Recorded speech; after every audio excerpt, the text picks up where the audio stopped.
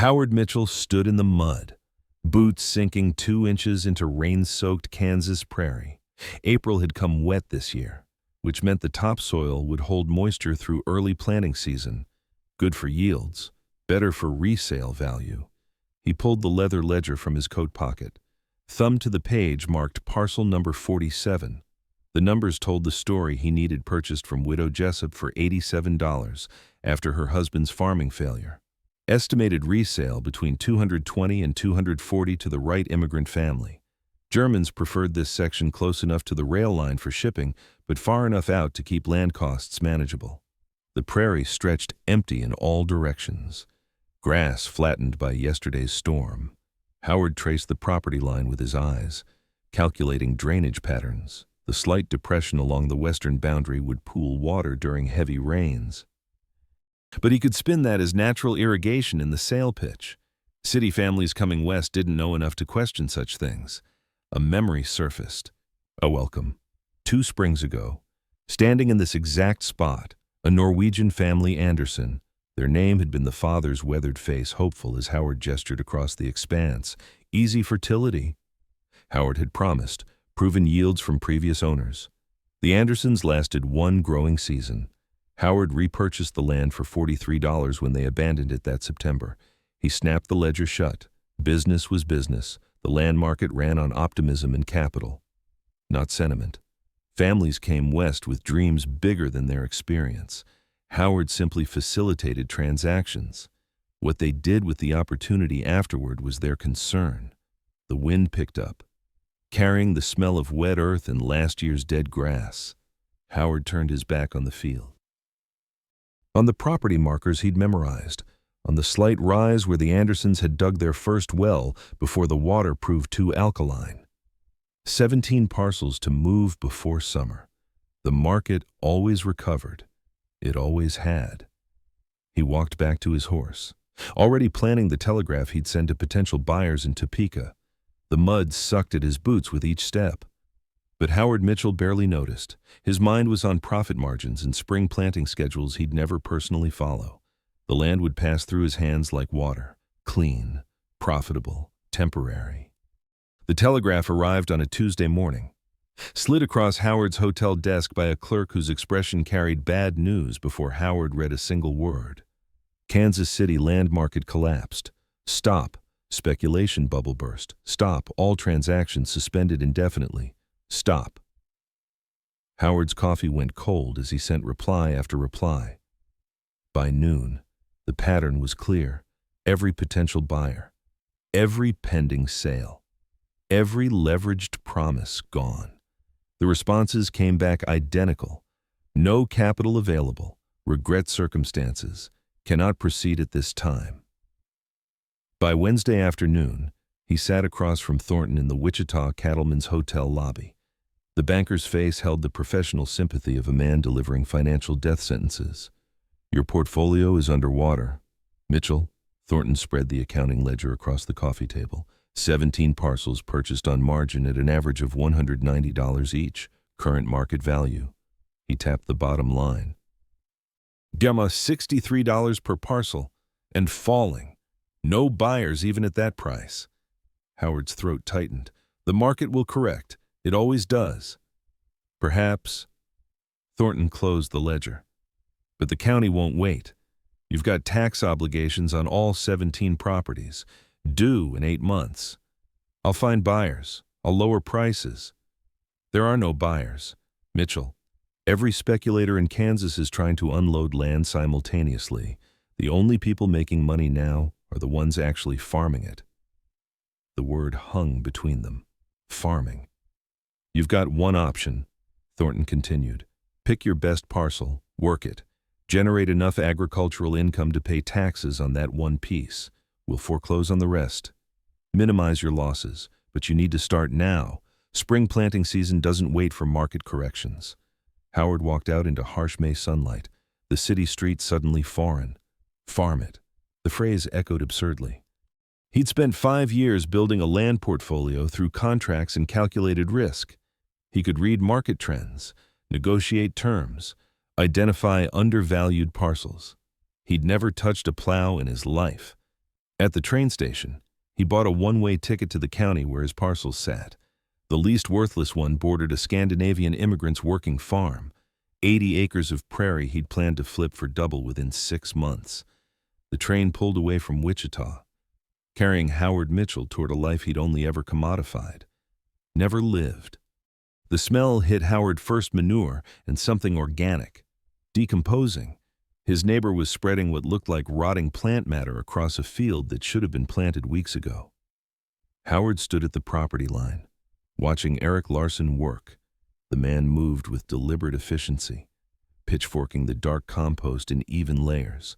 Half his acreage sat completely empty, unplanted, while Howard's own 80 acres stretched barren and overwhelming beside it. Erik noticed him after 10 minutes. He walked over, wiping his hands on canvas work pants, and nodded. No surprise, no judgment, just recognition. "You're going to try farming," Erik said, not a question. Howard's prepared speech about temporary circumstances died in his throat. "I don't know how. I can see that." Erik looked past him to the empty field. "Your soil is dead, gray. Takes years to kill land that thoroughly." The words stung more than they should have. The previous owners were likely desperate, pushed the land too hard, trying to make quick profit. Erik's pale blue eyes returned to Howard. "Same pattern I've seen a dozen times. City men buying cheap, selling promises, moving on before the soil gives out." Howard said nothing. His leather ledger felt heavy in his coat pocket.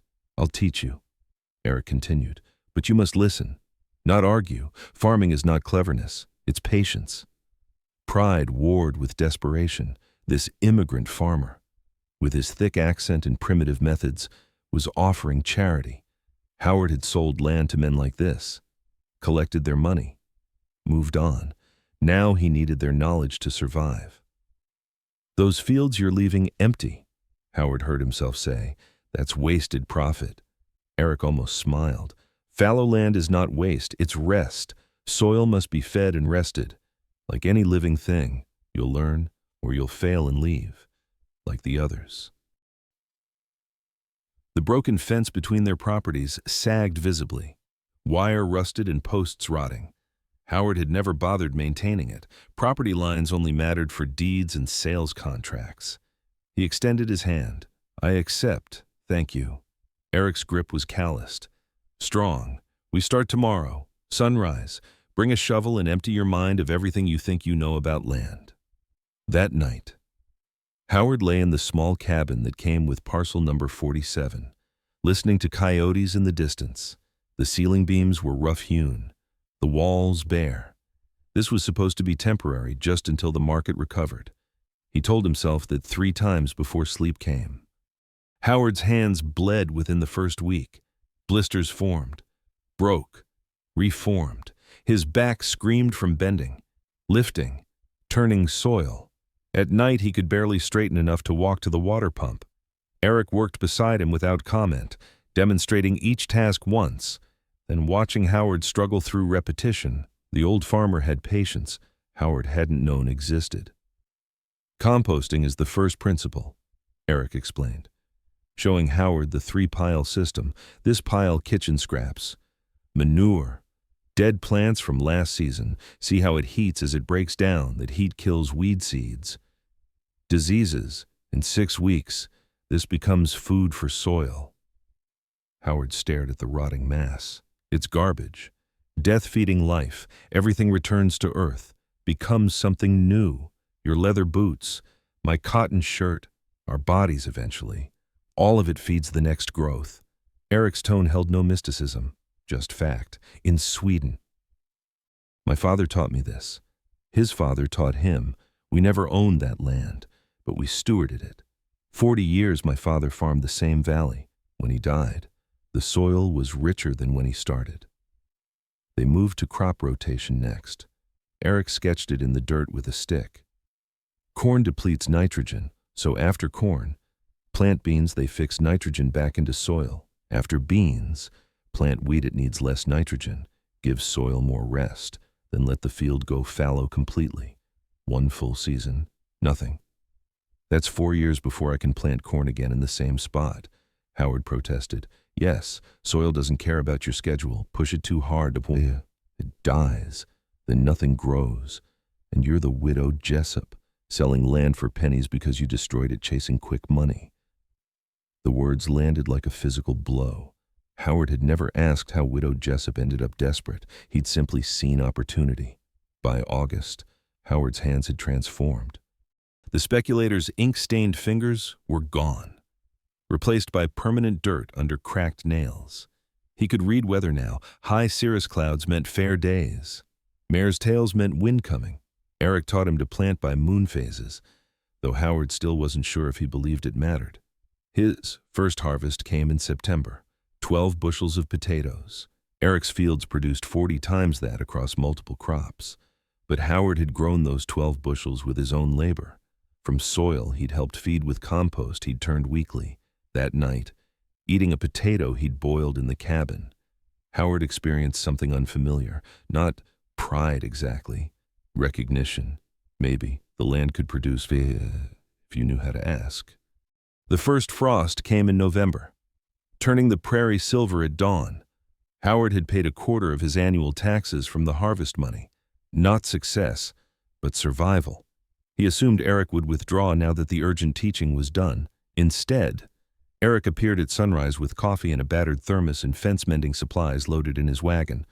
"Winter wheat won't plant itself," Erik said, "and that fence between us looks shameful."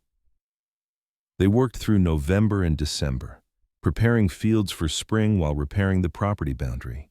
The fence became a shared project, neither man's responsibility alone. Erik explained cover crops rye and clover planted in fall to protect soil through winter, plowed under in spring to add organic matter. "Seems wasteful," Howard said. "Growing crops just to kill them. The waste is leaving soil naked through winter. Wind and rain steal the topsoil. Cover crops hold it in place. Feed it, even while they grow. Nothing in nature is bare. We shouldn't make our fields bare either." During a midday break, sharing coffee as snow began to fall, Howard asked the question that had been building. "Why help me?" "You owe me nothing." Erik was quiet for a long moment. "Because you asked. Most men like you speculators. City business types, they don't ask. They assume they already know better. You asked. That meant maybe you could learn." Howard set down his coffee cup. The guilt he'd been carrying surfaced. 2 years ago, I sold this land to a Norwegian family, the Andersons. Told them it was proven farmland. Easy yields. They lasted 1 season before it broke them. I bought it back for half what they paid me. Erik nodded slowly. "I remember them. Good people. The father asked me for advice after their first crop failed. I told him the soil was exhausted. Needed years of recovery. He couldn't afford years. I knew," Howard said quietly. "I knew the land was failing when I sold it to them." "What will you do with that knowledge now?" Howard had no answer. The snow fell silently around them, covering the fields in white that would melt and feed the winter wheat come spring. The fence post they'd just set stood straight and strong between their properties, no longer a division but a connection.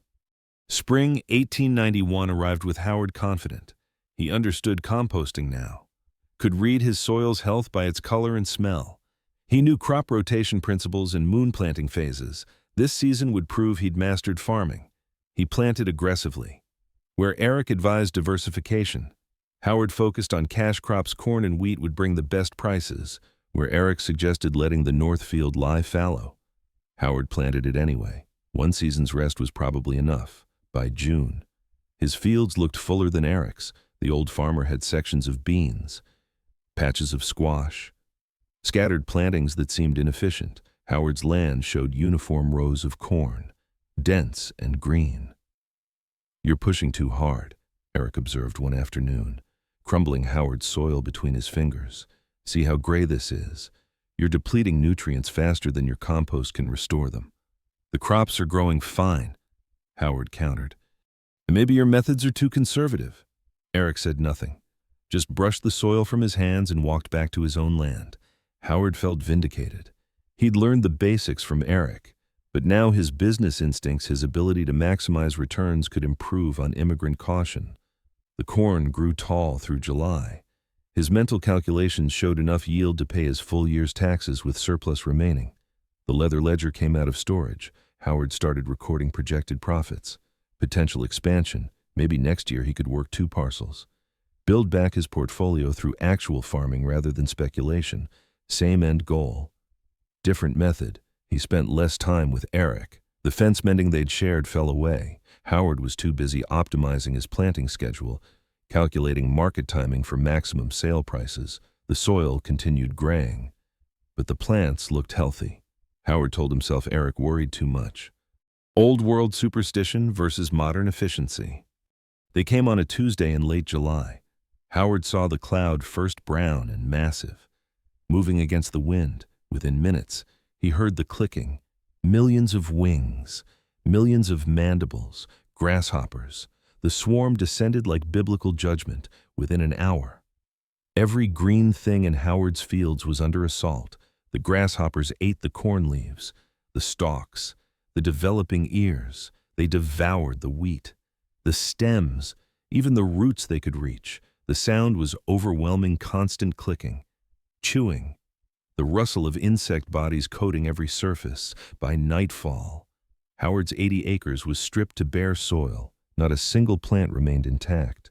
Months of work, his entire tax payment, his vindication gone. He walked through the devastation at sunrise, boots crunching on grasshopper bodies. The insects had moved on, leaving only destruction. His gray, depleted soil looked even deader now, littered with insect corpses and plant stubs. Erik's land had suffered too, but differently. The grasshoppers preferred certain crops, leaving others. His diversified fields, beans, squash. 3 types of grain showed patches of survival. The sections with healthier, darker soil had root systems deep enough to regenerate. By Howard's calculation, Erik would lose maybe 30%. Howard had lost everything. He found himself walking to the property line. Then across it, Erik was assessing his own damage, making notes about which sections to replant immediately, which to let recover. Howard stood there, words failing. Erik looked up, saw him, and after a moment, walked over. They stood together in silence, looking across the ruined fields. The grasshoppers didn't destroy your crops, Erik said finally. Your arrogance did. The grasshoppers just revealed the weakness you created. Monoculture, depleted soil. No diversity to buffer disaster. You built a house of cards, then blamed the wind when it fell. Howard sank to the ground, sitting in the dust. The truth was clean and terrible. He'd learned Erik's methods, then abandoned them the moment he felt confident. The same pattern as his speculation days: extract maximum value quickly, move on before consequences arrived. Except now, there was nowhere to move on to. The land forgives, if we learn, Erik said, sitting beside him. But it will not be lied to. You cannot trick soil into producing. You cannot shortcut generations of wisdom with clever business thinking. The sun climbed higher. Neither man moved. Will you teach me again? Howard asked. Erik was quiet for a long time. Then, yes, but this time, you must actually listen. The telegram arrived in October, 3 months after the grasshopper plague. Howard read it twice, unable to quite believe the words. Kansas City markets, recovering. Stop. Land values rising. Stop. Prepared to refinance your parcels at full pre-crash value. Stop. Respond immediately. Stop. He could walk away. Sell the land, now proven capable of sustainable farming through Erik's methods. Return to Wichita. Resume his speculation career. These 2 years would become an unfortunate detour, a story to tell over whiskey about the time he'd temporarily played farmer. Howard folded the telegram, put on his work coat, and walked his 80 acres. The fields were recovering under Erik's guidance. The grasshopper damage had forced them to start over, completely rebuilding soil from scratch, composting heavily, planting cover crops for spring. The land looked barren now, but Howard could see what it was becoming. He thought about the Andersons, the widow Jessup, the dozen other families he'd cycled through these properties, selling them exhausted land with promises of easy prosperity. He'd told himself business was business, that their failures weren't his responsibility, but he knew better now. Soil didn't lie. When you depleted it, it died. When you fed it, rested it, stewarded it properly, it lived. The same principle applied to communities, to relationships, to the way men conducted themselves. Howard pulled out his matches, held the telegram over the flame. The paper curled and blackened. Thornton's offer disappearing into ash. He found Erik repairing a water barrel behind his barn. The old farmer looked up, read something in Howard's expression. "I have a proposal," Howard said. "Partnership, equal stakes. We combine your farming knowledge with my business connections and literacy. We teach new settlers sustainable practices before they plant their first seed. Honest land sales. Honest education. Build something that lasts." Erik set down his tools. "You're giving up speculation. I'm redirecting it. Speculation in generational value instead of quarterly profit." Howard met his eyes. "You were right. I thought I was teaching the land a lesson how to produce on my timeline. The land taught me instead. And I'm a slow student, but I finally learned." Erik extended his hand. "Stewardship needs many hands. Welcome, partner." They shook on it as October wind moved across the prairie, carrying the smell of earth preparing for winter, for rest, for the spring that would come after patience. Spring, 1892. Howard stood in the muddy Kansas field, boots sinking 2 inches into rain-soaked prairie, but the soil beneath his feet was different now. Dakisa, rich, alive. Earthworms moved through it. The smell was organic, fertile. Beside him, a young Swedish couple listened as Howard explained Erik's composting system. The husband, Lars, looked skeptical.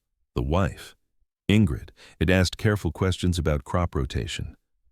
"How long before we truly understand the land?" Lars asked. Howard smiled, recognizing his own earlier arrogance in the question. "A lifetime, and then you pass it forward." Erik approached from his wagon, carrying seed packets sorted by planting season. He and Howard had spent the winter developing a teaching program. New settlers received not just land, but education. 6 months of guided farming before they took over parcels completely. Honest assessments of soil quality, realistic expectations about yields and recovery times. It wasn't as profitable as speculation, but their first 3 families were still farming successfully. No one had abandoned their land yet. Howard's leather ledger sat in his coat pocket, repurposed. The pages that once held property valuations and profit margins now contained planting schedules, crop rotation plans, and the names of families they'd taught. Not transactions, relationships. Lars and Ingrid walked their new 80 acres, discussing where to place their first compost piles. Howard watched them, seeing his own transformation in their journey, from ignorance to knowledge, extraction to stewardship. "You did well," Erik said quietly, joining him. "I told them the truth.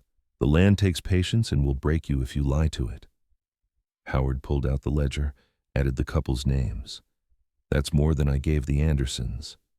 You cannot fix the past, only tend the future." The Swedish couple returned, ready to begin. Howard and Erik spent the afternoon teaching them to read soil, to understand the difference between dead and living earth. Ingrid proved a quick study.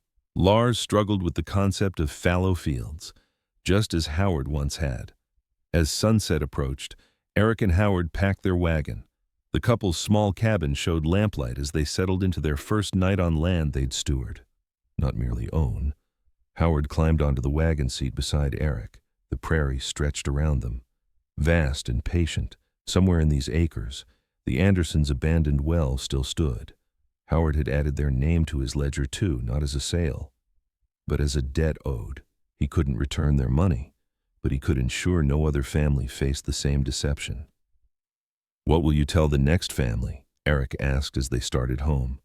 Howard thought about it, about the seeds that would be planted and harvested, about the soil they were rebuilding acre by acre, about the legacy that could be passed forward instead of extracted and abandoned. That the land doesn't belong to us, we belong to it, and our only responsibility is leaving it better than we found it. Erik nodded. The wagon rolled forward, carrying 2 partners toward tomorrow's work slow, patient, generational, The standing man had learned to kneel.